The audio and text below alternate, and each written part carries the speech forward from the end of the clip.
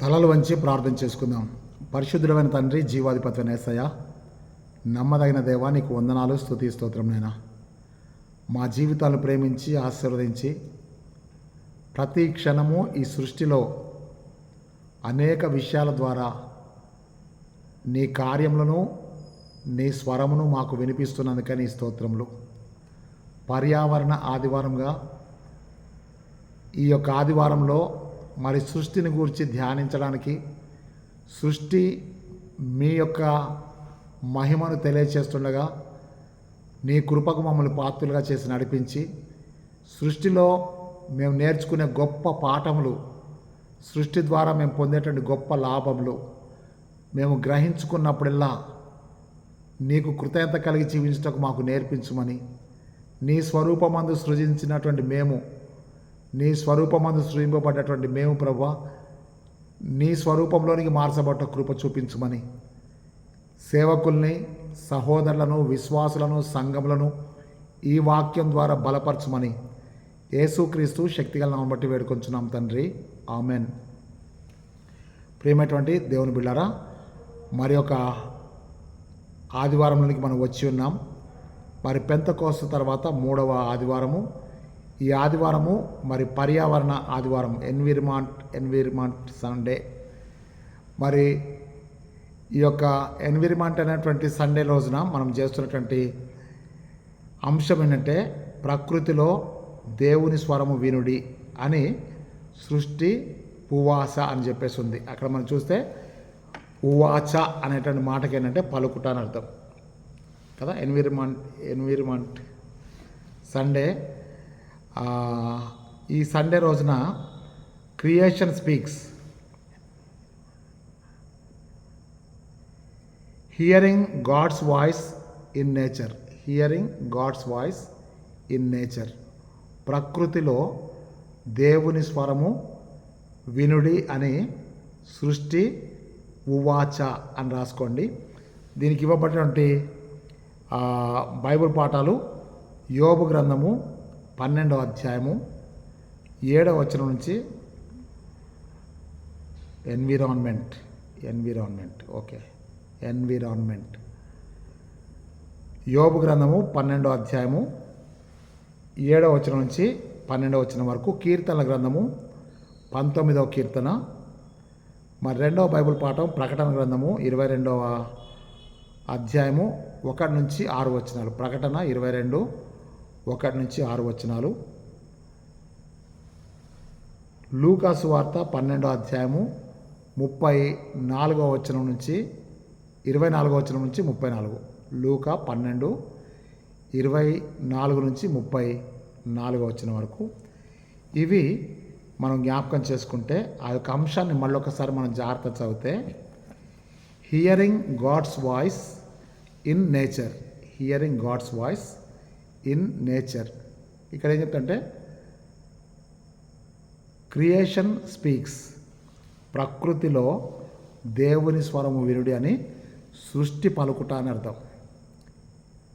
అనగా మనకు తెలిసినటువంటి సృష్టి మన చుట్టూ ఉన్నటువంటి సృష్టి మాత్రమే. కానీ ఇక్కడ మనం కొన్ని విషయాలు గమనించిన తర్వాత మరి దేవుని వాక్యంలో ఉన్నటువంటి 7 పాయింట్స్ ఏంటో నేను మీకు చెప్తాను. మొట్టమొదటిగా మనం జ్ఞాపకం చేసుకోవాల్సింది ఏంటంటే, సృష్టి దేవుని మాట చేత కలగజేయబడ్డది కదా. దేవుని మాట చేత కలగజేయబడ్డది. దానిలో 2వ భాగం ఏంటంటే దేవుని చేత చేయబడ్డది. దేవుని చేత చేయబడ్డది అంటే 2 మాటలు మనం జ్ఞాపకం చేసుకోవాలి. సృష్టి కలుగ చేయబడినది అంటే నెంబర్ 1 మీరు ఏం రాసుకోవాలంటే, అంటే పాయింట్ నెంబర్ 7 కాదు, 7 పాయింట్స్లో కాదు, మీకు ఇంట్రడక్షన్ చెప్తున్నాను.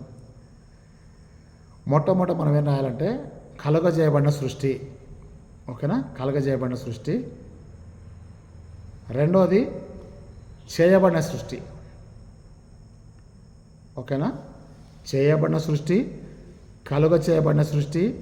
3వది నూతన సృష్టి. ఓకేనా, నూతన సృష్టి. చేయబడిన సృష్టి అనగానే ఆదికాండం 2వ అధ్యాయం 7వ వచనం మనం చూస్తే, దేవుడైన యెహోవా దేవుడు ఏం చేశాడంటే నేల మట్టితో నరుని చేసెను. అక్కడ చూడండి మీరు ఒకసారి ఆదికాండము 2:7 మనం చూస్తే చేయబడిన సృష్టి అక్కడ ఏముందంటే ఒకసారి నేను మీ కొరకు చదువుతాను త్వరగా. దేవుడైన యెహోవా నేల మట్టితో నరుని నిర్మించి వాని నాసికారంధ్రంలో జీవవాయువు ఊదగా అతడు జీవాత్మ ఆయనను, నరుడు జీవాత్మ ఆయన. అక్కడ మనం చూస్తే దేవుడు నేల మట్టితో చేసినట్టుగా మనం చూస్తున్నాం. అంటే ఇక్కడ దీని అర్థం ఏంటంటే చేయబడిన వ్యక్తులం, మన స్వరూపమందు మన పోలిక చొప్పున. అక్కడ 1వ అధ్యాయం చూడండి 26వ వచనంలో చూడండి 26వ వచనం, దేవుడు మన స్వరూపమందు మన పోలిక చొప్పున నరులను చేయుదము అన్నాడు. అంటే మనందరం ఎవరమంటే చేయబడిన సృష్టి. ఓకేనా? మరి ప్రకృతి ఇవన్నీ ఏంటి అనంటే కలగజేయబడిన సృష్టి. యెహోవా వెలుగు కమ్మని పలకగా వెలుగు కలిగెను, అంతే కదా. ఆకాశంను భూమిని వేరుపరచగా అది జరిగెను.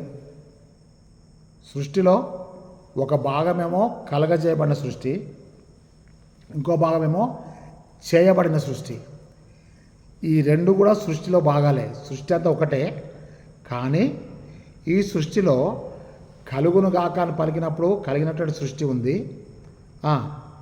చేసినప్పుడు ఛేదము, మన స్వరూపమందు మన పోలిక చొప్పున నరుని ఛేదమంటే నేల మట్టితో నరుని నిర్మించాడు, చేయబడ్డటువంటి సృష్టి. ఇంకోటి ఏముంది, 1 Corinthians 3rd chapter verses 17లో కాగా ఎవడైనా క్రీస్తు యేసునందున్న వాడు నూతన సృష్టి, ఇదిగో పాతవి గతించను సమస్తం కొత్తవాయను. అది నూతన సృష్టి. ఓకే కదా. తర్వాత మనం నైస్య విశ్వాస ప్రమాణం చెప్పేటప్పుడు ఏం చెప్తామంటే పరలోక భూలోకములకును దృశ్య అదృశ్యమైన వాటికి సృష్టికర్తయగు తండ్రి అయిన దేవుని నేను నమ్ముచున్నాను అని మనం చెప్తాం మన విశ్వాస సూత్రంలో. ఎంత చక్కగా చెప్తామంటే పరలోక భూలోకములకును దృశ్య అదృశ్యటికి సృష్టికర్త. సో దేవుడు మనకు కనబడే సృష్టికి మాత్రమే కాదు, ఆయన సర్వలోకానికి సృష్టికర్త, పరలోక రాజ్యానికి సృష్టికర్త, దృశ్యమైన వాటికి అదృశ్యమైన వాటికి సృష్టికర్త. అందుకే జాన్ 1st chapter verses 2 ఏం చెప్తుంటే సమస్తం ఆయన మూలంగా కలిగను, కలిగినదేదు ఆయన లేకుండా కలగలేదు కదా. యేసు ప్రభుని గురించి చెప్తాడు ప్రీ ఇన్కార్నేషన్లో. ఇక్కడ మనం జాగ్రత్తగా చూసినట్టయితే చేయబడిన సృష్టి మనుషులమైన మనము, కలగజేయబడిన సృష్టి మిగిలినటువంటి. ఓకేనా. జలచరములు కలుగును గాక అంటే కలిగినంతే. అక్కడ మనం చూస్తే దేవుడు పక్షులను జలచరములను కూడా వాటిని ఫలించి అభివృద్ధి పొందమని ఆశీర్వదించాడు. ఆ తర్వాత మనం చూస్తే నరుని సృజించినప్పుడు కూడా మీరు ఫలించి అభివృద్ధి పొంది భూమిని ఏలండి అని చెప్పాడు.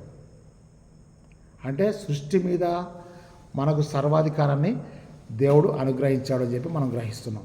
అయితే ఇక్కడ మనం జాగ్రత్తగా కొన్ని విషయాలు నేను మీకు చెప్తాను. మొట్టమొదటిగా మనం ఏం చేద్దామంటే మరి ఈ అదృశ్యమైన లోకములన్నింటిని గురించి సృష్టి గురించి మనం ఆలోచన చేసేటప్పుడు మనం ఏం చేద్దామంటే ప్రస్తుతము లోకంలో మానవుని యొక్క పరిస్థితి అంటే నేను మీకు చెప్తాను. అంటే అందరి గురించి నేను చెప్తలేను, కొందరి గురించి చెప్తున్నా.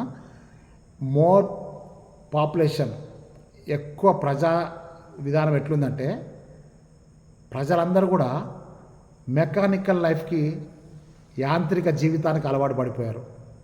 యాంత్రిక జీవితం అంటే మెకానికల్ లైఫ్కి అలవాటు పడిపోయి ఏం చేస్తారంటే ఆ గడియారం ముళ్ళు ఏ విధంగా అయితే దాంట్లో తిరుగుతున్నాయో మెకానికల్ లైఫ్కి మానవులు అలవాటు పడిపోయారు. తర్వాత ఈజీ మనీ కొరకు అలవాటు పడిపోయారు. ఇంకొక గుంపు చూస్తే వాళ్ళంతా కూడా మెకానికల్ లైఫ్లో రాత్రిపూట డ్యూటీ చేస్తున్నారు, పగటిపూట నిద్రపోతున్నారు, నైట్ డ్యూటీలు చేస్తున్నారు, డే టైం పడుకుంటున్నారు కదా. సాఫ్ట్వేర్ ఇంజనీర్స్ కావచ్చు, ఇంకెవరైనా కావచ్చు తర్వాత సంగతి. ఇప్పుడు వీళ్ళకి ప్రకృతి మాట్లాడుతుంది అటువంటి ఆలోచన వాళ్ళకి ఉండదు. మెకానికల్ లైఫ్ కదా. ఇన్ని గంటలు ఓవర్ టైం చేయాలి, ఇన్ని గంటలు ఉద్యోగం చేయాలి, ఇన్ని గంటలు చేస్తే ఇంత జీతం వస్తుంది, ఇంత ఈఎంఐలు కట్టుకోవాలి, ఇది చేసుకోవాలి, అది చేసుకోవాలి, అది చేసుకోవాలి, అది చేసుకోవాలి.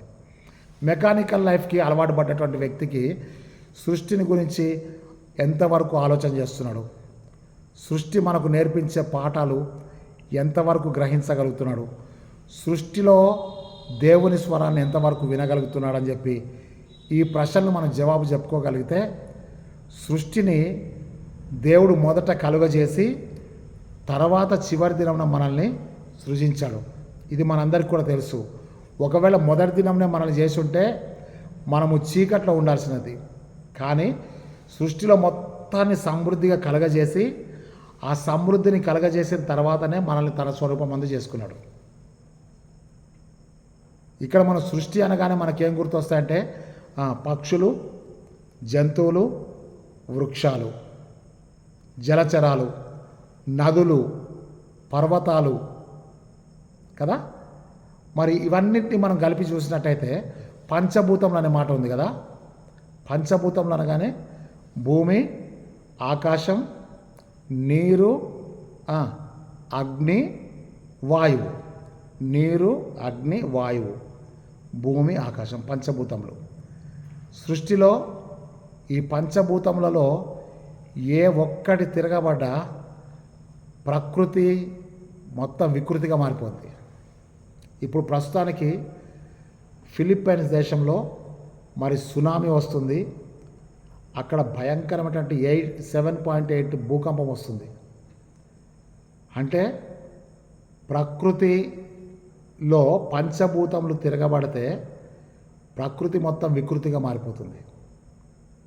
ఇక్కడ మనము జాగ్రత్త చూడాలి. ఏంటంటే ఎన్నో పక్షులు, ఎన్నో జంతువులు, ఎంతోమంది మనుషులు మన యొక్క దేశంలో కూడా మరి 2007 సంవత్సరంలో మరి భయంకరమైనటువంటి సునామీ వచ్చింది. ఎన్ని వేల మంది కదా. ప్రకృతి ఏమైపోయింది ఒకసారి ఆలోచించేద్దాం.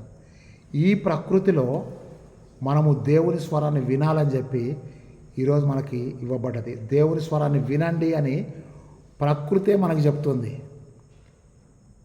ప్రకృతి మనకు చెప్తుందంటే అర్థం ఏంటంటే పక్షులు మనకు చెప్తున్నాయి ఏమని, మీరు దేవుని స్వరాన్ని వినండి అని చెప్పి పక్షులు చెప్తున్నాయి. తర్వాత నదులు చెప్తున్నాయి, పర్వతాలు చెప్తున్నాయి, జంతువులు చెప్తున్నాయి, అవునా, చెట్లు చెప్తున్నాయి, మొక్కలు చెప్తున్నాయి, వృక్షాలు చెప్తున్నాయి. ఏమనంటే దేవుని స్వరాన్ని వినండి అని. మనము రండి ఉత్సాహించి పాడుదామనే కీర్తన ఆదివారం ఆరాధనలు పాడిపియండి. 26వ ఆంధ్రప్రదేశ్ కీర్తనలో సముద్రము సృష్టించిన ఆయనదే, సత్యుని హస్తమే భూమి చేశాను. మనం ఆయన ప్రజలము, ఆయన మేపు గొర్రెలము.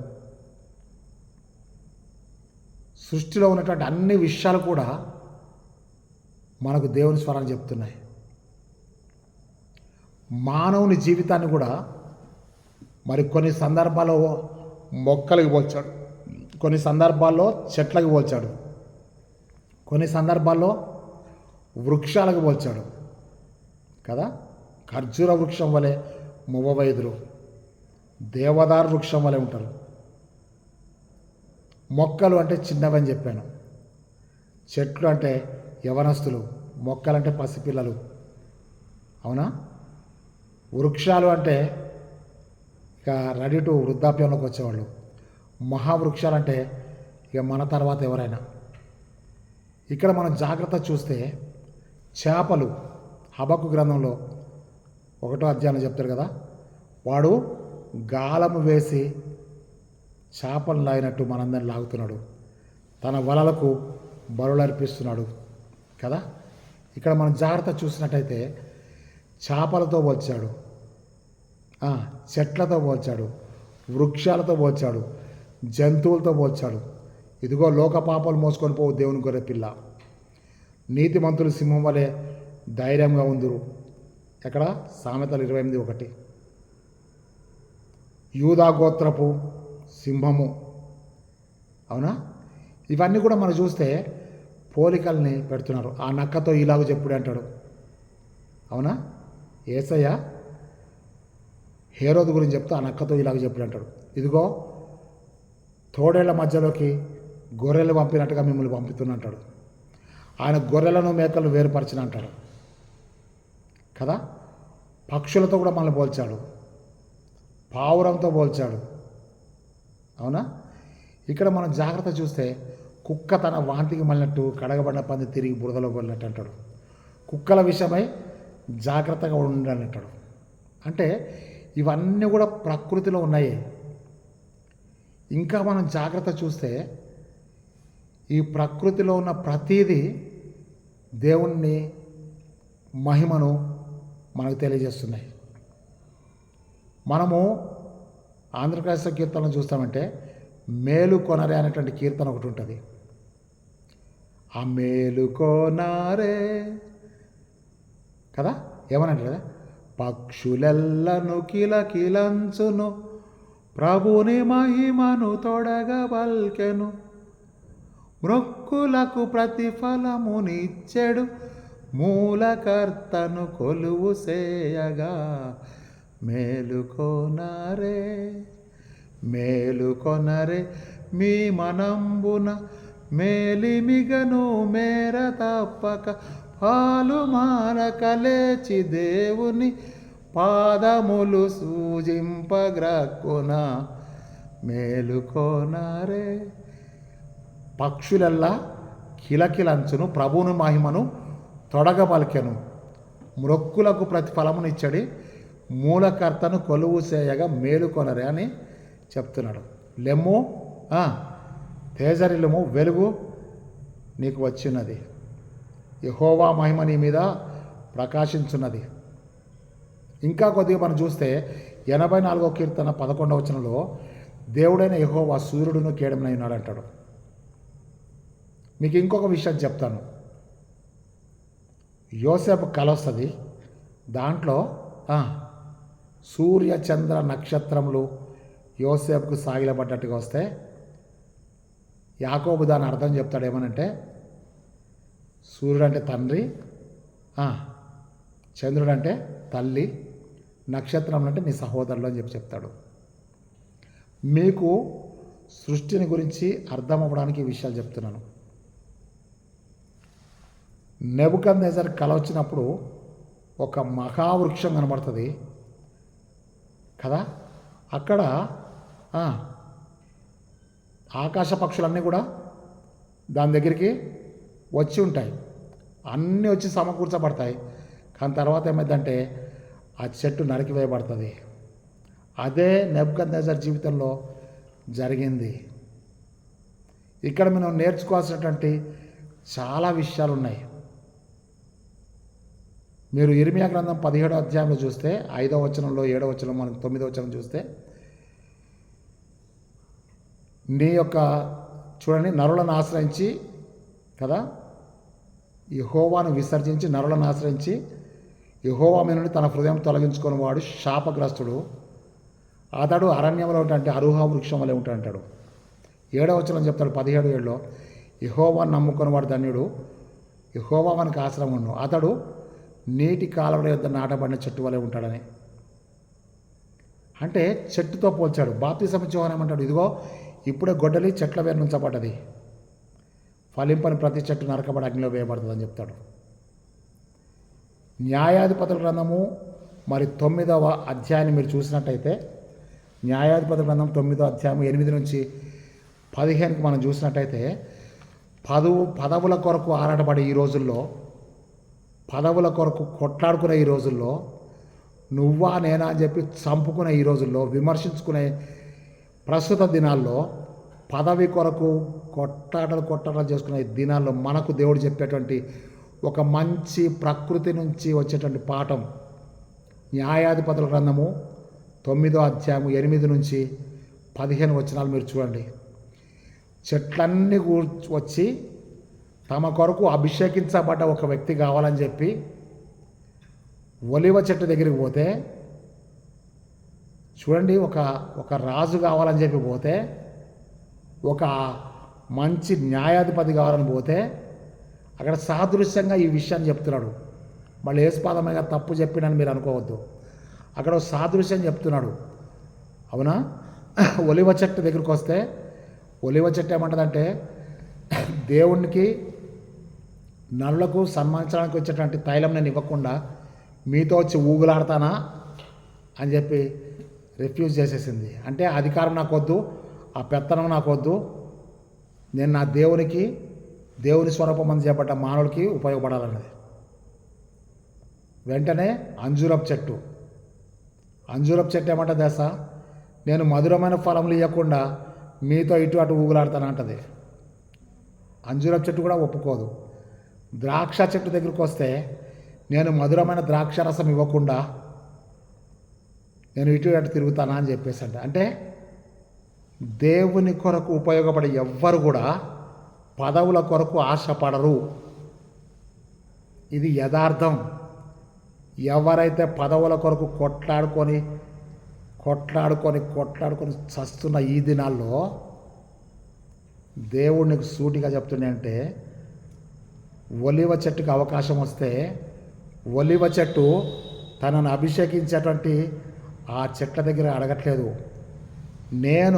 I belongs to my God, నేను దేవునికి మానవునికి సన్మానించుటకు అభిషేకించుటకు ఇచ్చే తైలమును నేను ఇవ్వడానికి సృజించబడ్డా. నా పర్పస్ అది. నా పర్పస్లో ఫస్ట్ ప్రయారిటీ ఎవరికంటే నా దేవుని స్వరూపం ముందు చేయబడ్డ మానవులకి. కాబట్టి మీ దగ్గరికి వచ్చి ఊగులాడకుండా ఉండే తీరిక నాకు లేదు అని చెప్పింది. వెంటనే అంజూరపు చెట్టు దగ్గరికి వస్తే అంజూరపు చెట్టు ఏమంటుంది తెలుసా? ఒలివ చెట్టు అభిషేకించే నూనెనిస్తే దేవుడు నన్ను ఎందుకు సృజించాడు తెలుసా? మధురమైన ఫలములను ఇవ్వడానికి నేను సృజించబడ్డాను. నేను మధురమైన ఫలాలు ఇవ్వడం కొరకు కానీ పదవుల కొరకు నేను సృజించబడలేదు అన్నది ఆ అంజూరపు చెట్టు. ద్రాక్షవల్లి దగ్గరికి వస్తే ద్రాక్షవల్లి అంటుంది, నేను మధురమైనటువంటి రసాన్ని ఇవ్వాలి కానీ నువ్విచ్చే పదవి నాకెవడికి కావాలి? నాకు అసలు ఆ పదవులు వద్దేమొద్దు. నేను సృజించబడ్డ పర్పస్ వేరు, నేను జీవించే పర్పస్ వేరు. మీరు నన్ను పిలిచేటువంటి పిలుపుకి నేను రాను అని చెప్పింది. వాళ్ళు వెంటనే ముళ్ళ చెట్టు దగ్గరికి పోతే ముళ్ళ చెట్టు అంటుంది ఏమనంటే, మీరు నన్ను అడుగుతున్నారు కదా ఇంతగా, రండి వచ్చి నా నీడకి రండి. ఒకవేళ మీరు వచ్చినాక నా మాట వినకపోతే నాలో నుంచి అగ్ని వచ్చి మిమ్మల్ని కాల్చి వేస్తుందని చెప్పాడు. ఆ తర్వాత దాని సారాంశం ఏంటన్నది ఆ 9వ అధ్యాయం మీరు చదువుకుంటే మీకు తప్పకుండా అర్థమైద్ది. దయచేసి నా కోసమైన 9వ అధ్యాయం తీసి చదవండి. ఓకే కదా? ఇంకొక విషయం చెప్తాను. ఆదికాండము 49వ అధ్యాయంలో కదా మన పితరుడైనటువంటి అబ్రహాము, ఇస్సాకు, యాకోబులు ముగ్గురు పేరు ఉంటాయి కదా. ఈ యాకోబు ఆదికాండం 49వ అధ్యాయంలో ఏం చెప్తున్నాడంటే, నా కుమారులారా రండి, అంత్యదినములలో మీకు సంభవింపబో సంగతులు చెప్తాను అని అన్నాడు. అన్నాక ఒక్కొక్కరిని ఒక్కొక్కదాంతో పోల్చాడు. యూదా ఎవరు అని అంటే అక్కడ మీకోసం 2 నిమిషాలు నేను చదువుతాను. మీరు దయచేసి నా కొరకు బైబుల్ తీసి చూడండి. నేను మీకు తప్పకుండా ఈ విషయము చెప్తాను. ఇక్కడ మన కొరకు ఎట్లాంటి విధానం రాశాడో చూద్దాం.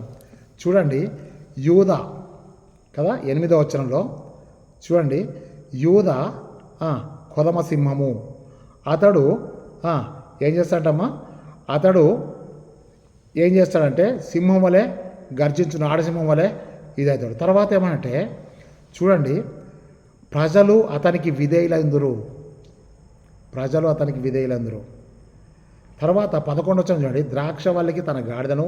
ఇదంతా చెప్పిన తర్వాత ఏం చేస్తాడంటే జబులూను గురించి వచ్చింది. 13వ వచనంలో జబులూను సముద్రపు రేవున నివసించును, అతడు ఓడల రేవుగా ఉండును, అతని తర్వాత కదా సముద్రపు రేణువులవలే కదా రేవున నివసించు, ఓడలకు రేవుగా ఉంటాడు.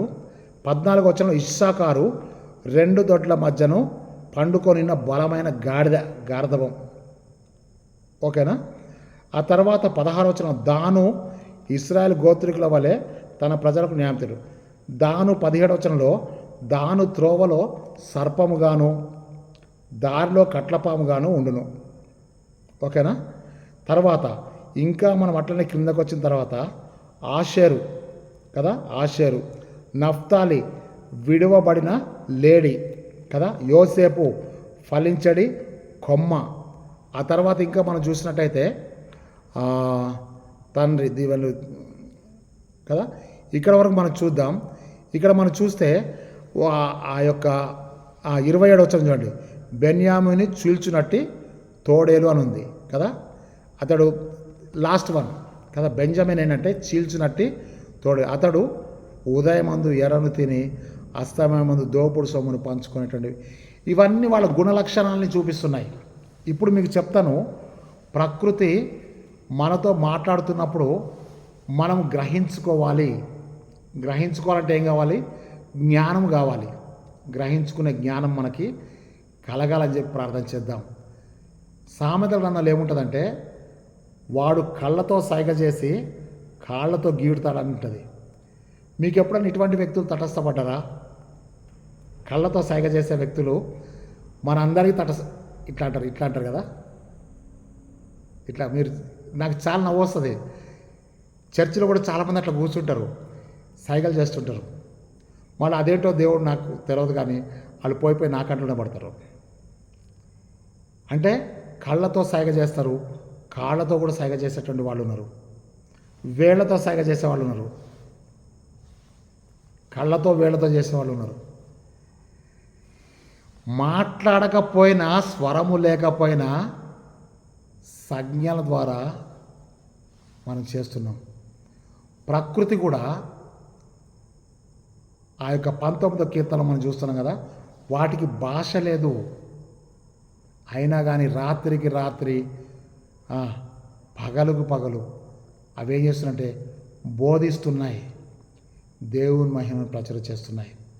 ఇప్పుడు మీకు 7 పాయింట్స్ చెప్పేసి నేను త్వరగా ముగిస్తాను. ఎక్కువ రెఫరెన్స్లు ఉన్నాయని చెప్పేసి అని మీరేం బాధపడద్దు.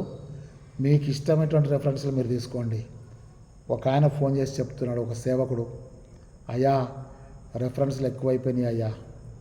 అందుకే నేను ఏం చేస్తుంటే ఒక్కొక్క పాయింట్కి మీకు ఒక్క రెఫరెన్సే చెప్తున్నాను. కాబట్టి మీరు దయచేసి ఆ యొక్క రెఫరెన్స్లు రాసుకోండి. ఇప్పుడు కాకపోతే మీకు తర్వాత కన్నా మరి తప్పకుండా ఉపయోగపడతాయని చెప్పి నేను ఆశపడుతున్నాను. ఒకసారి మనము చూసినట్టయితే 7 పాయింట్స్లో మీరు వరుసగా రాసుకోండి. రాసుకున్న తర్వాత నేను మీకు ఒక్కొక్క వాక్యాన్ని చెప్పి ముగిస్తాను. ఫస్ట్ పాయింట్ ఏంటంటే మంచి సృష్టి. ఓకేనా. మంచి సృష్టి అని చెప్పి రాసుకున్నప్పుడు ఆదికాండం 1వ అధ్యాయం 31వ వచనం రాసుకోండి. మంచి సృష్టి అనగా ఆ యొక్క 31వ వచనం ఏమంటే, దేవుడు సమస్తము చేసినప్పుడు అది చాలా మంచిదిగా చూశాను. దేవుడు చేసింది అన్ని మంచిది మంచిది మంచిది అని చెప్పి ఈ 31కి వచ్చారుకు అన్ని గుడ్ గుడ్ గుడ్ అన్నాడు. ఇంగ్లీష్ బైబిల్ అంటే వెరీ గుడ్ అన్నాడు అంతే. నెంబర్ 1 పాయింట్ ఏంటంటే మంచి సృష్టి. మంచి సృష్టి ఎప్పుడైనా సరే మంచినే ప్రకటిస్తుంది తప్ప చెడును ప్రకటించదు. మంచి చెట్టు మంచి ఫలంనే ఫలిస్తుంది, కానీ కాని ఫలములు ఫలించదు. కాని చెట్టు మంచి ఫలములు ఫలించదని యేసు ప్రభువే స్పష్టంగా చెప్తున్నాడు. ఇక్కడ నెంబర్ 1 పాయింట్లో మనం ఏం రాసుకోవాలంటే మంచి సృష్టి అని రాసుకోండి. మంచి సృష్టి ఎక్కడ పోయినా కానీ మనకు మంచి జరుగుద్ది తప్ప చెడు జరగదు. నెంబర్ 2 మహిమపరిచే సృష్టి. మహిమను బయలుపరిచే సృష్టి. అది మనం ఏం చేస్తున్నామంటే మనకి ఇవ్వబడ్డటువంటి కీర్తన భాగంలో అక్కడ మనం చూస్తున్నాం కదా, మనకి ఇవ్వబడ్డ కీర్తన భాగంలో కీర్తనలు ఆ యొక్క 19వ కీర్తన మొదటి 2 వచనాలు మనం చూస్తే అక్కడ స్పష్టంగా ఉంటుంది. ఏమనంటే ఆకాశములు, ఒకసారి చెప్తాను చూడండి, ఒక్క నిమిషం. కీర్తనలు 19వ కీర్తన.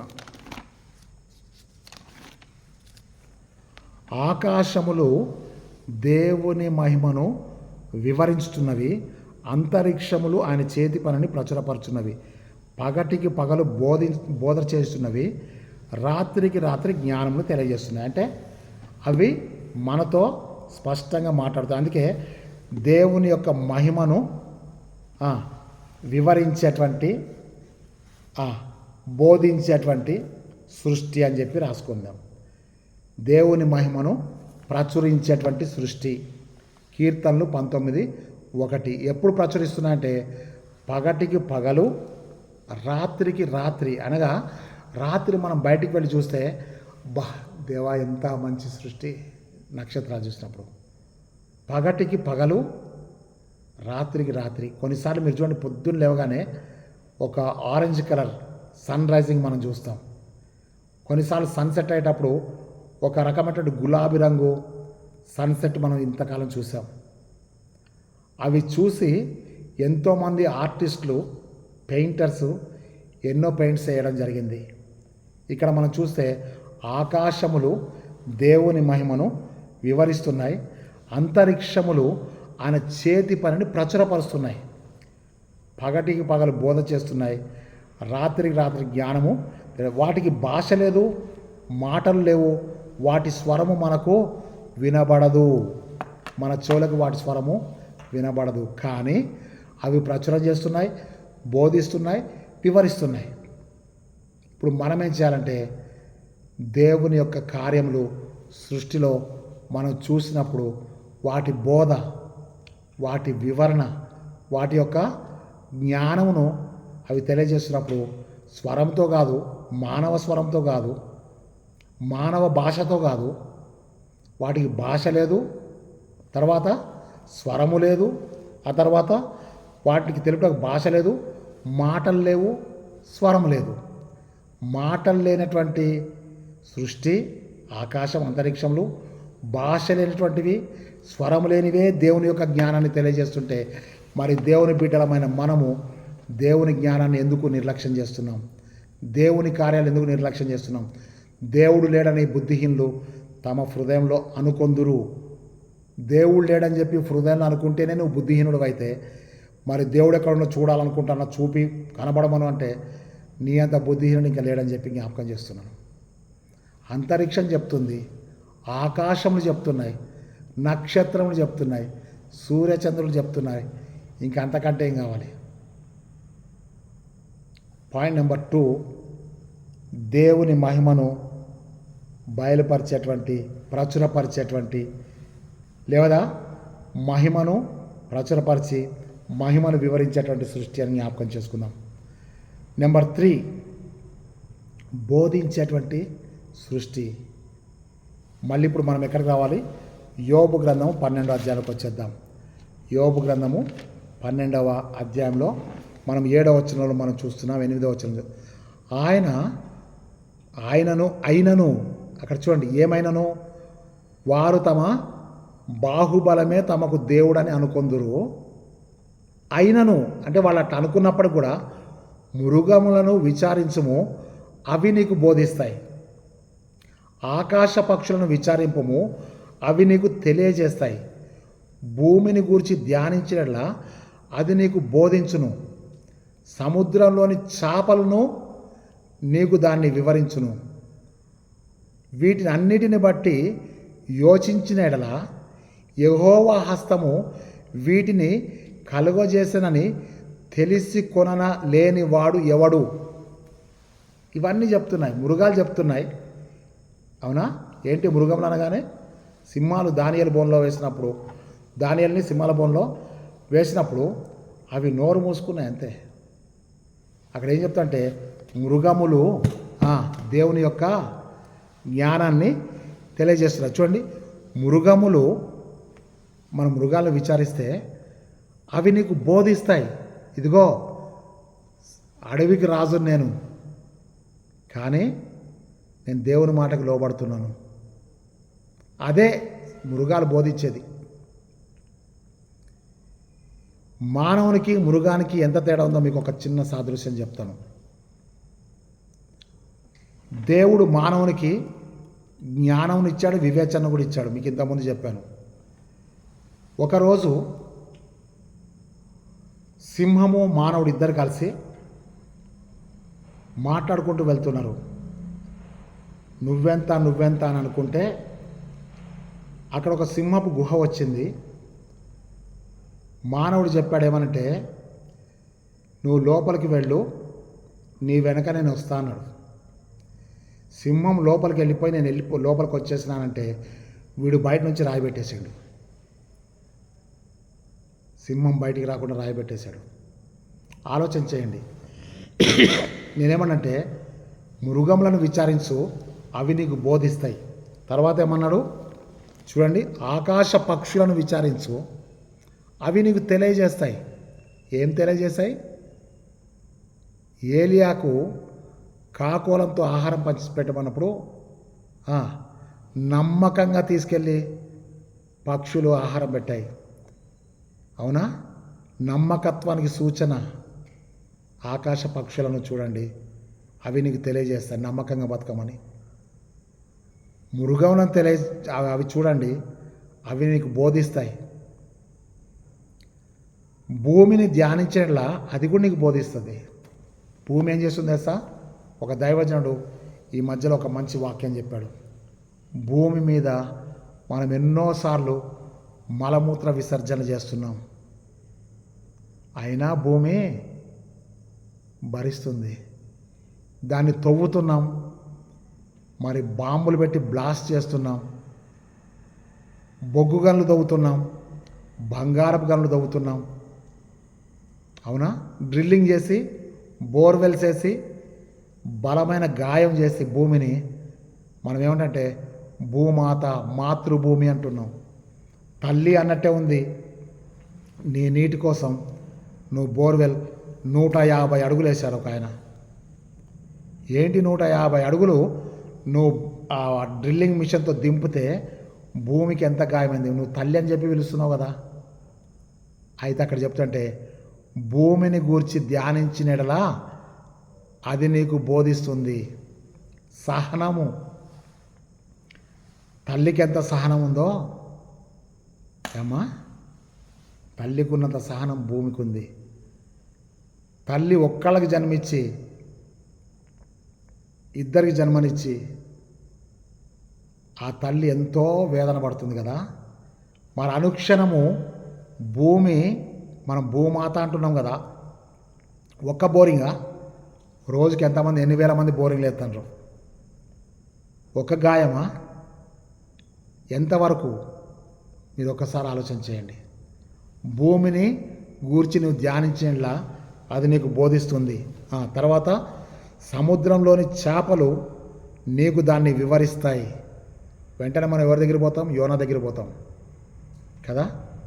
మింగమన్నప్పుడు మింగింది, కక్కమన్న స్థలంకి పోయి కక్కింది, అంతే. దేవుని మాట విన్నది. ఇప్పుడు మనకి ప్రకృతిలో దేవుని స్వరం ఏం చెప్తుందంటే, నమ్మకంగా ఉండాలి, చెప్పిన పనిలో నమ్మకంగా ఉండాలని చెప్పి కాకులు బోధిస్తుంటే కదా. మింగమన్న వ్యక్తిని మింగాలి, కక్కమన్న స్థలంలోకి వెళ్ళి కక్కాలంటే చేపలు వింటున్నాయి. సింహాలు నోర్లు మూసుకోమంటే నోర్లు మూసుకున్నాయి. ఆ సింహాలు ఎంత ఆకలితుంటున్నాయి తెలుసా? మరుసటి రోజు ఆ యొక్క దానియేలు మీద అబద్ధ సాక్ష్యం చెప్పిన వాళ్ళని అదే గుహలోకి వేస్తే వారు కింద పడకముందే వాడిని తునక చేసుకొని తినేసి, ఎముకలు కూడా పొడి చేసుకొని, అంత ఆకలితో ఉన్నటువంటి సింహాలు కూడా దేవుని మాట విన్నాయి. భూమి భరిస్తుంది, ఆకాశం వివరిస్తుంది. ఇవన్నీ కూడా దేవుని స్వరాన్ని మనకు స్పష్టంగా తెలియజేస్తున్నాయి. తర్వాత నేర్పించే సృష్టి. ఓకేనా? నేర్పించే సృష్టి యేసు ప్రభు తన శిష్యులకు నేర్పిస్తున్నాడు. ఓకేనా? లూకా సువార్త 12వ అధ్యాయము 24 నుంచి 34 ఏమంటున్నాడు అక్కడ యేసయ్య? ఆకాశ పక్షులు చూడండి, అవి విత్తవు, కూర్చుకొనవు, పంట కోయవు, మీరు అనేకమైన పిచ్చుకల కంటే శ్రేష్ఠులు అని చెప్పి ప్రభు చెప్తున్నాడు. ఈ మాటలు ఎవరు చెప్తారంటే శిష్యులకి, వెంబడించే వాళ్ళకి చెప్తున్నాడు. తర్వాత ఏమంటున్నాడు తెలుసా? అడవి పువ్వులు ఎలాగ ఎదుగుతున్నాయో చూడండి, అవి ఏం చేస్తాయి? సొలొమోను వైభవం కూడా అంత అందంగా అలంకరించబడలేదు. పువ్వులు ఎలాగ ఎదుగుతున్నాయి చూడండి అంటాడు. ఈరోజు దేవుడు చెప్తున్నంటే యేసయ్య అక్కడ చెప్తాడంటే నేర్పించే సృష్టి మనకు పాఠాలు నేర్పిస్తుంది అని ఏమనంటే మొదట ఆయన రాజ్యమును నీతిని వెతకండి, అప్పుడు అవన్నీ మీకు అనుగ్రహించబడతాయి. ఈరోజు దేవుడు యేసయ్య ప్రకృతిని చూపించి అక్కడ చూసి నేర్చుకోండి అంటున్నాడు. సృష్టి మనకు నేర్పిస్తుంది. మళ్ళీ చెప్తాను, నెంబర్ 1 మంచి సృష్టి, నెంబర్ 2 మహిమపరిచే సృష్టి, నెంబర్ 3 బోధించే సృష్టి, నెంబర్ 4 నేర్పించే సృష్టి. ఓకేనా? నెంబర్ 5 ఏంటంటే స్వస్థపరిచే సృష్టి. ఈ సృష్టిని చేసినప్పుడే దేవుడు మనకు అన్నీ కూడా అనుగ్రహించాడు కదా. ఇప్పుడు మనం ప్రకటన గ్రంథంలో చూస్తున్నాం, అక్కడ ఆ యొక్క వాక్యం మీరు చూస్తే జీవవృక్షము అని అంటారు చూడండి. ఒకసారి మనం ఏం చేద్దామంటే ప్రకటన 22:1-6 వరకు మనకి ఇవ్వబడినటువంటి పత్రికా పాఠం. అక్కడ మనం చూసినట్టయితే 22వ అధ్యాయం 2వ వచనంలో చూడండి, ఆ పట్టణపు రాజవీధుల మధ్యను ప్రవహించుట ఆ దూత చూశాను. అక్కడ చూస్తే ఒక నదిని చూస్తున్నాం, అది జీవజలముల నది. ఆ నది యొక్క ఈవలను ఆవలను జీవవృక్షం ఉండెను, వృక్షములు కాదు జీవవృక్షం ఉండెను. అది నెలకు ఫలించుచు 12 కాపులు కాయును. ఆ వృక్షము యొక్క ఆకులు జనముల స్వస్థపరచుటకై వినియోగించును కదా. ఇది మనం అక్కడ చక్కగా చదువుతున్నాం. అయితే ఇక్కడ మనం చూస్తే ఈ జీవవృక్షాన్ని మనము ఏదెన్ తోటలో కూడా చూస్తున్నాం. అంటే ఆది కాండంలో ఉన్నటువంటి జీవవృక్షము ప్రకటన గ్రంథం చివరి అధ్యాయంకి వచ్చేవారు కూడా జీవవృక్షం ఉంది. ఎందుకు ఉందయ్యా అంటే అది జీవవృక్షం కాబట్టి, జీవం దాంట్లో ఉంది కాబట్టి. ఇప్పుడు నేను మీకు ఏం చెప్తానంటే ఒకసారి మనము యెహెజ్కేలు గ్రంథము 47వ అధ్యాయం చూస్తే, యెహెజ్కేలు గ్రంథము 47వ అధ్యాయం 12వ వచనం నేను చదువుతాను చూడండి.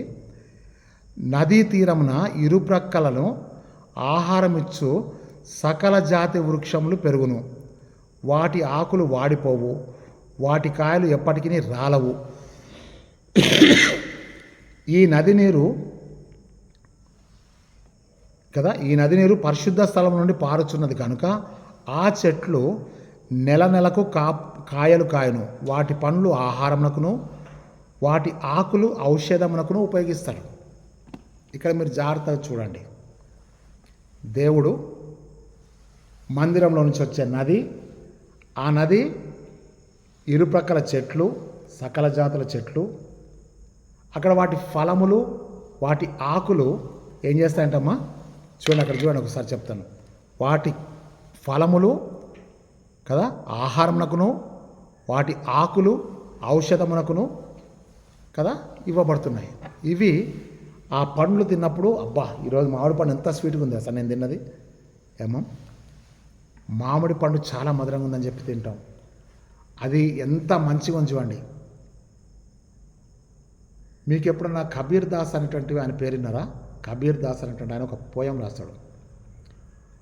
ఆమ్ కా పేడ్కు పత్తర్ దాలేతో ఆమ్ ఫల్ దేతా అంటాడు. అంటే ఫలించే మామిడి చెట్టుకి ఒక రాయేసి కొడితే అది దెబ్బ తగిలినాక కూడా నీకేమిస్తా అంటే ఆమ్ కా ఫల్ దేతా, మామిడి పండిస్తుంది. ఫలించే చెట్టుకు రాడి దెబ్బలు తగిలితే ఫలంలో ఇస్తుంది తప్ప అది నీ మీద విరగబడట్లేదు కదా. అది నీకేం నేర్పిస్తుందంటే ఎవడైనా రాళ్ళు వేస్తే ఫలించే చెట్టుకి వేస్తారు తప్ప ఫలము లేని చెట్టుకి రాళ్ళు వేయరన్న నీతి నీవు నేర్చుకోవాలి. వాటి ఆకులు స్వస్థతకును వాటి ఫలములు ఆహారంకు ఉన్నాయి. ఇప్పుడు మనం యాపిల్ పండ్లు తింటున్నాం, ఆరెంజెస్ తింటున్నాం, వాటర్ మిలన్ తింటున్నాం, తర్బూజా ఇంకెన్నో తింటున్నాం కదా. ఇప్పుడు మీరు యూట్యూబ్లో చూస్తే ఇగో పలానా దానికి పలానా డైట్కి పలాంది తినండి, పలానా దానికి పలానా తినండి అని చెప్పి మొత్తం నేచర్ క్యూర్ హాస్పిటల్ మీరు చూడండి. మీరు లావు తగ్గాలనుకుంటారా నేచర్ క్యూర్ ఆసుపత్రి రండి, ఒక 15 రోజులు జాయిన్ అయ్యింది. సత్యనారాయణ మంతెన సత్యనారాయణ వీరమాసినని ఇంకేదో మొత్తానికి చెప్తారు. ఒకడు కొబ్బరి నూనె తాగమంటే కొబ్బరి నూనె తాగుతాండ్రు. ఒకడు కొబ్బరి నూనె బంద్ చేయమంటే ఈ ఆయిల్ పుల్లింగ్ చేస్తాండ్రు. ఇంకోటి వచ్చి ఇంకేదో చేస్తా అంటే ఇంకోటి. మానవుడు చేసేటోడు ఉంటే చెప్పేటోడికి ఏం తక్కువ లేదు. సృష్టి మనకు ఆరోగ్యాన్ని ఇస్తుంది. హెర్బల్ మెడిసిన్స్ అని చెప్పి మీరు విన్నారు కదా, హోమియోపతి మెడిసిన్స్ మీరు విన్నారు కదా. నేను స్వయంగా చూసిన ఒక విషయం చెప్తాను మీకు. నేను ఒక గ్రామంలో, మామిడిగూడెం అనే గ్రామంలో పనిచేస్తున్నప్పుడు అక్కడ ఒక ఆయన నన్ను తీసుకెళ్ళి చూపించాడు. అక్కడ పొడపత్ర పాక అని ఒకటి ఉంది. ఆ ఆకు చిన్న ముక్క నాలుక మీద పెట్టుకుంటే నాలుక మొత్తం చచ్చిపోయినట్టు అయిపోయింది. చక్కెర తీసుకొచ్చి నోట్లో పోసుకుంటే ఇసుక తిన్నట్టుంది. మీకేం చెప్పాలి మీరు ఆలోచించండి. సృష్టి మొత్తం కూడా మానవునికి ఉపయోగపడడానికే దేవుడు చేశాడు. మన ఆరోగ్యము మన చేతిలోనే ఉంది, మన నాశనం మన చేతిలో ఉంది. దేవుడిచ్చే ఫలములు మనకి ఆహారమునకు, ఆ ఆకులు స్వస్థతకు ఉపయోగపడతాయి. మొన్న ఈ మధ్య ఒక ఆయన వచ్చి మా చర్చి దగ్గర జిల్లేడు చెట్టు ఉంటే ఆ ఆకులు కోసుకొని పోతున్నాడు. ఎందుకండి అవి అనంటే, ఆ ఆకులను వేడి చేసి కాల్చి అవి మోకాళ్ళ మీద పెట్టుకుంటే మోకాళ్ళ నొప్పి మొత్తం పీల్చేస్తుందండి అన్నాడు. దేవుడు మనతో మాట్లాడుతున్న మాట ఇదే. అంటే స్వస్థపరిచే సృష్టి ఇది. ప్రకటన గ్రంథంలో మరి 22 అధ్యాయం 1 నుంచి 6 వరకు ఉంది. ఆ తర్వాత యెహెజ్కేలు గ్రంథం 47 అధ్యాయం 12 వచనం ఉంది. అవి ప్రతి నెల కాపు కాస్తున్నాయి. కారణం ఏంటి తెలుసా? ఆ నది పరిశుద్ధ స్థలం నుంచి వస్తుంది. అది ప్రతి నెల కాపు కాస్తుంది. అంటే కాపు కాయని సంవత్సరం లేదు, వర్షం లేని సంవత్సరంలో కాపు మానదు కదా, అది చింతపడదు అని చెప్పి ఇర్మియా 17:7-8 వచనాల్లో ఉంటుంది. తర్వాత మనం చూసినట్టయితే స్వస్థపరచిన తర్వాత మీకు ఇప్పుడు ఖచ్చితంగా చెప్తా, కలవరపడిన సృష్టి ఎక్కడుంది? లూకాసు వార్త 23వ అధ్యాయము 44-45 వచనాలు ఒకసారి మనం చూద్దాం. లూకాసు వార్త 23వ అధ్యాయం, లూకాసు వార్త 23వ అధ్యాయము 44-45 వచనాలు. అప్పుడు రమారమి మధ్యాహ్నమాయను, అది మొదలుకొని 3 గంటలు ఆ దేశమంతటి మీద చీకటి కమ్మెను. సూర్యుడు అదృశ్యుడాయను, గర్భాలయపు తెర నడిమికి చిరిగను. అప్పుడు యేసు గొప్ప శబ్దముతో కేక వేసి, తండ్రి, నీ చేతికి నా ఆత్మను అప్పగించుకొనుచున్నాను నేను. ఆయన ఈలాగు చెప్పి ప్రాణము విడిచెను. చూడండి, మధ్యాహ్నం మొదలుకొని అనగా 12 గంటల నుంచి 3 గంటల వరకు ఆ దేశమంతటి మీద చీకటి కమ్మెను. సృష్టి కలవరపడుతుంది. తన దుఃఖాన్ని, తన సంతాపాన్ని, దేవుని కుమారునిలో తనకున్నటువంటి వేదాన్ని సృష్టి కనుమరుగైపోయి చీకటిగా ఉంది. సూర్యుడు అదృశ్యుడైపోయాడు. 84:11 ఏం చెప్పంటే, దేవుడైన యెహోవా సూర్యుడును కేడమునై ఉన్నాడని చెప్పాను కదా. ఇక్కడ చూస్తే దేవుని కుమారుని యొక్క మరణ సమయంలో సృష్టి కలవరపడుతుంది. కలవరపడి మానవులందరికీ కూడా తన యొక్క బోధను చూపించింది. చీకటి పడ్డప్పుడు ఎవరికెవరు కనుగొనలేదు కదా. సృష్టియే కలవరపడి సూర్యుడే చీకటి అయిపోతే సృష్టి నీతో మాట్లాడట్లేదా? సేవకుడా? సృష్టి కలవరం పొందిందే. ఆ గొల్గోతా కొండ మీద ప్రాణత్యాగం చేస్తున్నటువంటి, బలి అర్పణగా చేయబడుతున్న, వదకు తేబడిన గొర్రె పిల్లను చూసినప్పుడు సృష్టి కలవరపడుతుంది, చీకటి అయిపోతుంది సూర్యుడు. ఇంకా మనం ఎన్ని చూసినా భూమి బ్రద్దలాయను, శిలలు చిన్నాభిన్నములాయను. ఇది సృష్టి కలవరం కాదా? ఆ కలవరము గుడ్ ఫ్రైడే ఆరాధన చేసే నీకు ఎందుకు రావట్లేదు? ఒక్కసారి ఆలోచన చేద్దాం. పాయింట్ నెంబర్ 6, కలవరపడిన సృష్టి. అంటే కలవరపడుతూ కూడా తన వేదాన్ని మానవాళితో పంచుకున్నటువంటి సృష్టి. సృష్టిలో దేవుని స్వరం ఉవాచ అని చూడండి. ఏంటి ఆ ఉవాచ అంటే, నువ్వు దేవుని స్వరాన్ని మాత్రమే కాదు, దేవుని కార్యాలను చూడు. ఎందుకంటే సృష్టికి భాష లేదు, మాటలు లేవు, స్వరము లేదు, కానీ చీకటి పడ్డది. భూమి బద్దలైపోయింది, గర్భాలైపోతారా నడుమికి చిరిగిపోయింది. ఈరోజు నీ స్థానం ఏంటో ఒకసారి చూడు. చివరిగా 7వ పాయింట్, ఆశతో ఎదురు చూస్తున్న సృష్టి, ఏకగ్రీవంగా మూలుగుచున్న సృష్టి. ఆశతో ఎదురు చూస్తున్న సృష్టి, ఏకగ్రీవంగా మూలుగుచున్న సృష్టి. ఇది 7వ పాయింట్ రాసుకున్నట్టయితే రోమాపత్రిక 8వ అధ్యాయము, రోమాపత్రిక 8వ అధ్యాయము నేను మీకు చెప్పి ముగిస్తాను. 19వ వచనం 22వ వచనం చదువుకొని ముగించుకుందాం. ఒకసారి చెప్తాను చూడండి. 19వ వచనము, దేవుని కుమారుల ప్రత్యక్షత కొరకు సృష్టి మిగుల ఆశతో తేరి చూచుచూ కనిపెట్టుచున్నది. అవునా? ఇక్కడ నేను మీకు ఏం చెప్పానంటే ఎదురు చూచుచున్న సృష్టి అని చెప్పాను కదా. అంటే కనిపెట్టుచున్నటువంటి సృష్టి.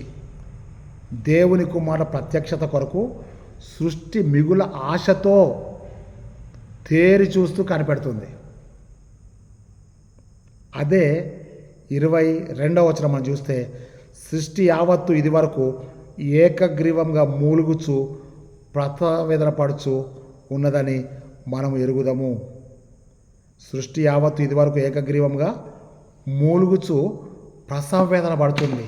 ఎందుకు అనంటే ఒక ప్రక్క ఆ సృష్టి పతనమైపోతుంది, పంచభూతములు మహావేంద్రంతో లయమైపోనని చెప్పి 2 పేతురు 3వ అధ్యాయం 10-11 వచనాలు చెప్తాడు.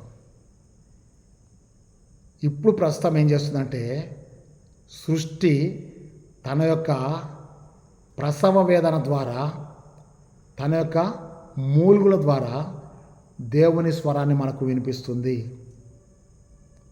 ఒక్కసారి నా మూలుగులు వినండి, నా వేదనను చూడండి. నేను దేవుని కుమారుల ప్రత్యక్షత కొరకు ఆశతో కనిపెట్టుకొని తేరి చూస్తున్నాను. ఈరోజు దేవుడు సృష్టి ద్వారా నీతో నాతో చెప్తున్న సమయంలో ప్రభుత్వం వారు సృష్టిని కాపాడటకు ఎన్ని ప్రణాళికలు వేస్తున్నారు మీరు ఆలోచించండి. చెట్లను నాటిపిస్తున్నారు, అవునా?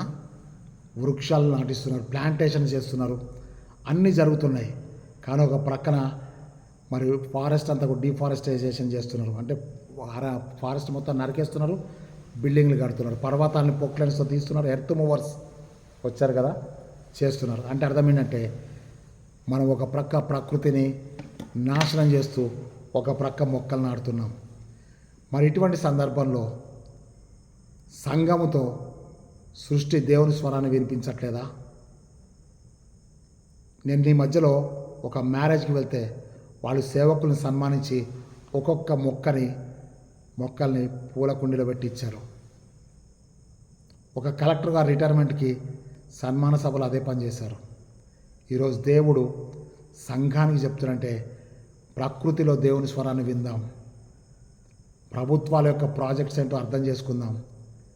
మనం అంటున్నాం ఏమంటే ప్లాస్టిక్ నిషేధిద్దాం, వాడొద్దు. ఇదిగో ప్లాస్టిక్, నీ ఫోన్ పౌచ్ ప్లాస్టిక్, నువ్వు బాత్రూంలో వాడే జగ్గు బకెట్ ప్లాస్టిక్, మనం తీసుకొచ్చే కూరగాయలు ప్లాస్టిక్. మనం అంటే ప్లాస్టిక్ని వాడడం బ్యాన్ చేద్దాం. ఎప్పుడు బ్యాన్ చేస్తాం? చెప్పినంత తేలిగ్గా మనం చేయలేకపోతున్నాం. అనేక విషయాలు మనము సృష్టి ముందు ఓడిపోతున్నాం. మన పతనాన్ని మనం తెచ్చుకుంటున్నాం. ఒక్కసారి తలలు వంచి ప్రార్థన చేసుకుందాం. మహాగణుడను మహోన్నతుడను పరిశుద్ధుడను నిత్య నివాసమైన యేసయ్యా, నీకు వందనాలు, స్తుతి, స్తోత్రం నాయనా. మా ఎదుట ఉంచబడినటువంటి సృష్టి యొక్క మర్మమును గురించి నీకు వందనాలు చెల్లిస్తున్నాం. మంచి సృష్టిని మాకు ఇచ్చావు ప్రభువా, నీకు వందనాలు చెల్లిస్తున్నాం. మహిమపరిచే సృష్టిని మాకు చూపించావు ప్రభువా, నీకు వందనాలు చెల్లిస్తున్నాం. బోధించేటువంటి నాయన సృష్టిని మాకు చూపించావు తండ్రి, నీకు స్తోత్రం చెల్లిస్తున్నాం తండ్రి. మరి ఈ యొక్క దినమున నువ్వు మాకు ఇచ్చేటువంటి ప్రతి సృష్టిలోని భాగములు ప్రభువా, మరి స్వస్థపరిచే సృష్టిని కూడా మాకు చూపిస్తున్నావు. కలవరపడే సృష్టిని మాకు చూపిస్తున్నావు తండ్రి. మనం నేర్పించేటువంటి సృష్టిని మాకు చూపిస్తున్నావు. ఆశతో ఎదురు చూస్తున్నటువంటి, తేరి చూస్తున్నటువంటి సృష్టిని, కలవరపడుతూ ఏకగ్రీవంగా మూలుగుచూ ప్రసవ వేదన పడుతున్న సృష్టిని మా ముందు ఉంచావు. వేదనలో దేవుని స్వరము, కష్టంలో దేవుని స్వరము, ప్రసవ వేదనలో దేవుని స్వరాన్ని వినిపిస్తూ నీ కుమారుడు ప్రాణత్యాగం చేసినప్పుడు కలవరపడే సృష్టిని మేము చూసాం. ఈ సృష్టిలో నీ స్వరాన్ని, నీ కార్యాన్ని చూచుటకు మా హృదయ నేత్రాలు తెరచి, ఎద్దు తన కామందు నెరుగును, గాడిద తన సొంత వాని దొడ్డి నెరుగును, నా ప్రజలకు తెలివిలేదా అని చెప్పి నువ్వు సెలవిస్తున్నావు ప్రభువా. పశువులు తండ్రి బుద్ధి జ్ఞానం లేని గుర్రంల వలనను, కంచర గాడిదల వలనను మీరు ఉండకూడదు అని చెప్పి 32వ కీర్తన 9వ వచనంలో మాకు చెప్తున్నావు నీ స్తోత్రంలో. మేము బుద్ధి జ్ఞానం లేని గుర్రంల వలె, కంచర గాడిదల వలె ఉండకుండా సహాయం చేయమని ప్రార్థన చేస్తున్నాం. యాకోబు తన సొంత కుమారులను ఆశీర్వదించిన ప్రతి క్షణం బట్టి నీకు వందనాలు చెల్లిస్తున్నాం. వృక్షములన్నీ కలిసి ఈ లోకపు అధికారం కంటే, ఈ లోకపు పెత్తనాల కంటే మా దేవుణ్ణి గణపరచటే మాకు ముఖ్యమని ఒలివ చెట్టు, అంజూరపు చెట్టు తండ్రి, మరి ద్రాక్ష చెట్టు మాకు చూపించిన మంచి మార్గం కొరకే నీకు వందనాలు చెల్లిస్తున్నాం. తైలాభిషేకం కొరకు తైలమును, మధురమైన ఫలముల కొరకు అంజూరమును, మధురమైన ద్రాక్ష రసం కొరకు ద్రాక్షవల్లి నువ్వు నిర్మించావు. ఈ లోకపు పదవుల కంటే నిన్ను మహిమపరిచే జీవితాలు మాకు దయచేయండి. నీ సాక్షులుగా జీవించుటకు నీ మందిరంలోని జీవజల నదుల యొద్ద ఆ జీవవృక్ష ఫలములు ప్రతి నెల కాస్తున్నట్టుగా మేము కూడా అరూహ వృక్షం వలె కాక, పరిశుద్ధాత్మతో నింపబడిన నీటి కాలవల యోర నాటబడిన వృక్షం వలె ఉంటావు. సహాయం చేయండి నాయన. వృద్ధాప్యమందు సారం కలిగి పచ్చగా ఉన్నటువంటి ఆ యొక్క ఖర్జూర వృక్షం వలె ఉంటావు. సహాయం చేయండి. మా కొరకు ప్రతి క్షణము నువ్వు చూపిస్తున్న ప్రతి మార్గం కొరకు నీ స్తోత్రంలో.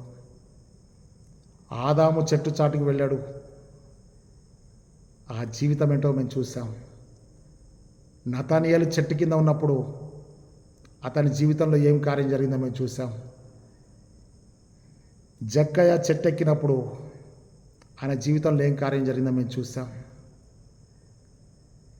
బదరీ వృక్షం కింద ఏలియా నిద్రిస్తున్నప్పుడు ఆయన జీవితంలో నువ్వు చేసిన కార్యం ఏంటో మేము చూస్తున్నాం.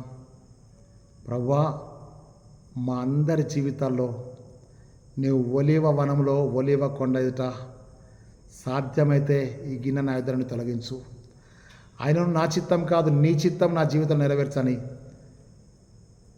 చెమట నేలన పడుచున్న గొప్ప రక్త బిందువుల వలె ఉన్నటువంటి ప్రార్థన మాకు నేర్పించి, ఆ ఒలివ చెట్లు ఈనాటికి కూడా ఉన్నాయి కనుక సృష్టికర్తవై నిన్ను గణపరచుటకు, సృష్టి మాకు నేర్పించే ప్రతి పాఠాన్ని గ్రహించి నిన్ను మహిమపరచుట కృప చూపించమని యేసుక్రీస్తు శక్తిగల నామమున బట్టి వేడుకొంచున్నాం తండ్రి. ఆమెన్.